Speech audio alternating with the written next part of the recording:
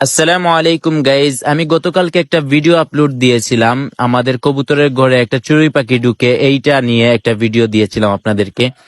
And ওই ভিডিওর মধ্যখানে আমি কবুতরকে খাবার দিয়েছিলাম। সো ওই খাবার দেওয়া দেখে অনেকে আমাকে কমেন্ট করতেছেন যে ভাই, আপনি কবুতরকে শুধু দান খাওয়াচ্ছেন, তাতে কবুতরের কোনো ক্ষতি হয় কিনা বা বাচ্চার কোনো ক্ষতি হয় কিনা। না ভাই, আমি কবুতরকে শুধু দান খাওয়াই যে এমন না। আমি কবুতরকে সকাল এবং বিকালে মিক্স খাবারটা দেই। এন্ড দুপুর টাইমে আমি দান খাবার দেই। বাট এই দানটা শুধু যে ধান এরকম না, হ্যাঁ দানের পরিমাণটা বেশি রাখি দুপুরে।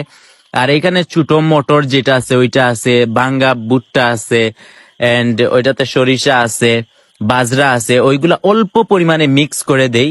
শুধু দান দেই না দুপুরে।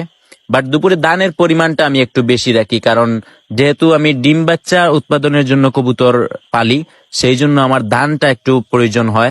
এই যে ভিডিওতে আমি দেখিয়ে দিয়েছি আপনাদেরকে, আমি শুধু ধান দেই না, এখানে বাজরা, মটর ভাঙা, আরো গম ইত্যাদি ইত্যাদি অনেক কিছুই এখানে থাকে, তবে খুব অল্প পরিমাণে। এটা আমি দুপুরের খাবারে রাখছি। সকালে এন্ড বিকালে আমি যেই খাবারটা দেই ওটা হচ্ছে মিক্স খাবার, যেটাকে আমরা মিক্সচার বলি, কবুতরের মিক্সচার, ওইটা দেই।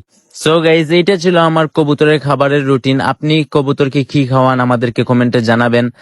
এন্ড সবাই ভালো থাকবেন, সুস্থ থাকবেন, আমাদের কবুতরের জন্য দোয়া করবেন। গুড বাই, আল্লাহ হাফেজ। কবুতরের ডিম পাড়ার লক্ষণ, কোমরটা একটু নিচু করে দিবে, কবুতরটাকে দুর্বল মনে হবে, কবুতরটা দিনের বেশিরভাগ সময় ডিম পাড়ার হাঁড়িতে বসে থাকবে। কবুতর ডিমে তা দেওয়ার সময় ও করণীয়। এই সময় ডিমগুলোকে উষ্ণ রাখতে হবে, তাই কবুতরের বাসস্থল শীতল পরিবেশে রাখা উচিত নয়। ডিম থেকে বাচ্চা বের হতে সাধারণত 17 থেকে 19 দিন সময় লাগে। মারাত্মক নেশা। ক্লাস 6-এ এক জোড়া কবুতর কিনছিলাম ভাই, হাই রে নেশায় পড়লাম।